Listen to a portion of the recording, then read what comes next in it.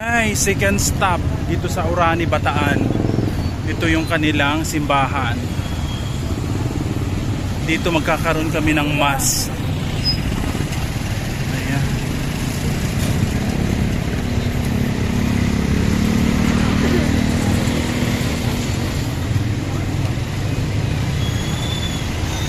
Ang laki ng simbahan.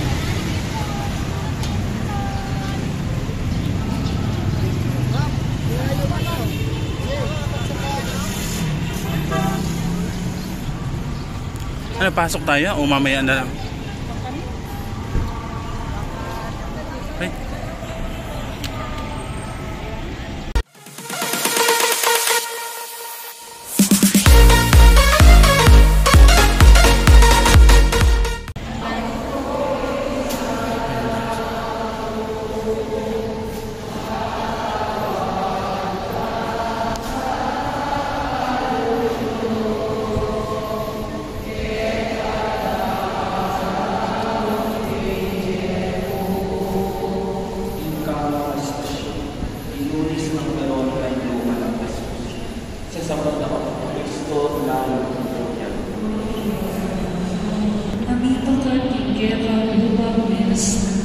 Kanitin sa balaklikan, bustan mo Ginoo, baka sabihin kaya kasakitan, kaya ang kapwa kaisipan, pangkanita, maging antigo ang Jeronimo. Meron mga matatag, nagmatawag ang babae, alin man yan ang bigat.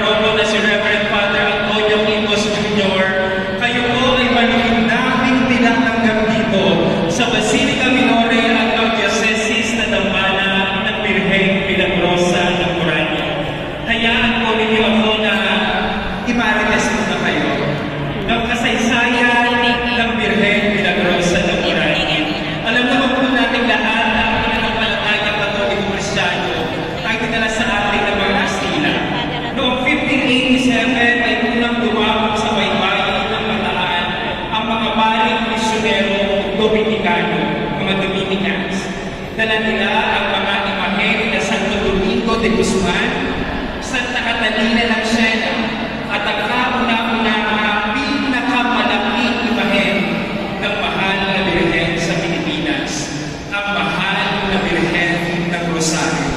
So, noong 1587 daw po, may dalang imahe ng mahal na Birhen ng mga Dominicano. At yung imahe po na iyon, ay yung makikita po natin na nasa altar ng simbahan ito. So siya po yung matanda, original na imahen, nag-aating pa sa mga bating Dominicano noong 1587. Taong 1604 naman po nang usa ng mga bating misyonero Dominicano ang panibagong misyon. Ayun po yung parokya ni Santa Catalina ng Siena at ang bayan ng Samal. Ang tanong po, bakit daw po napunta sa bayan ng Orani ang mahal na Birhen? Kung kasama niya po, naglakbay ang mahal na Birhen sa Santo Domingo at si Santa Catalina sa bayan ng Abuga sa bayan ng Samal. Ang tanong, bakit daw po napunta dito sa Orani? Ito po yung chismis ng mga manitex noong araw. Ang sabi po ng mga manitex noong araw na kasaysayan na ngayon, nawawala daw po ang imahen sa dambana ng Samal. Natatagay nila Rosa ng Orani. Doon po sa Basnahan at hindi po doon sa title na Our Lady of the Rosary. Dahil nga po sa napakaraming himala at milagro, ginawaran po ng canonical coronation ng mahal na Birhen noong April 18, 1959. Kauna-unahan sa probinsya ng Bataan at sa mga kapatid natin sa mga tiga-Pampanga, ikalawa po sa nasa ilalim pa ng pangangalagang espiritual ng Diocese ng San Fernando Maloon, ng kanyang archdiocese na. Kaya po, naging dalawa ang koronada ng Diocese ng San Fernando dahil sa mahal na Birhen Milagrosa ng Orani. Kaya po, after po ng 1984, nakatanggap po muli ng mga biyaya ang simbahang ito sa pagdedeklara bilang diocesan shrine. And after 60 years ng canonical coronation, on December 12, 2019, isang regalo po ulit ang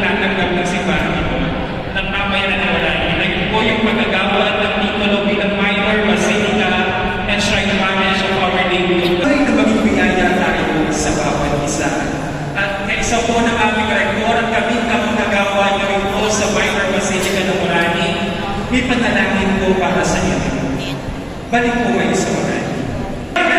Viva! Viva la vida! Viva! Muli po, maraming salamat po sa inyo. Kristo, ang pag-ibig ng Diyos Ama at ang pagkakaisa ng Espiritu Santo naway sumainyo lahat.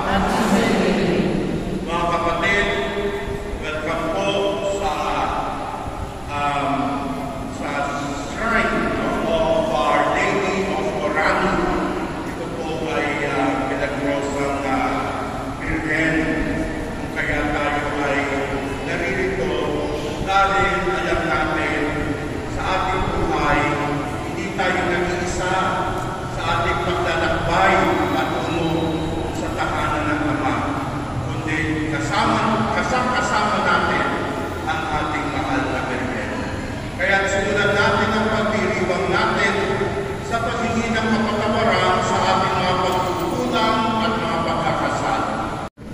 May kasama tayo.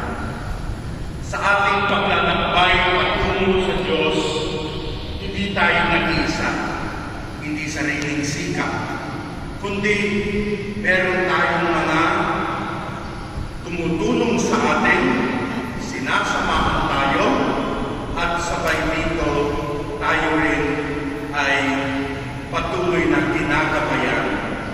At yun ang role, masasabi natin, ng ating mahal na Birhen.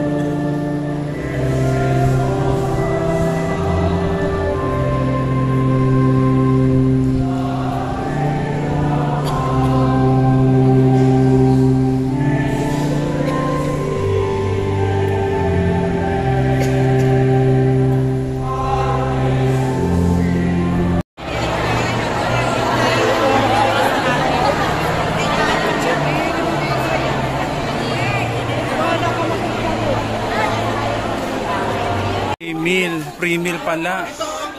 Ayan.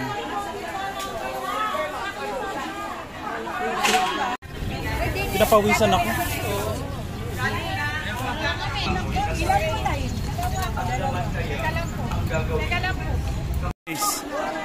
Teka, dito tayo.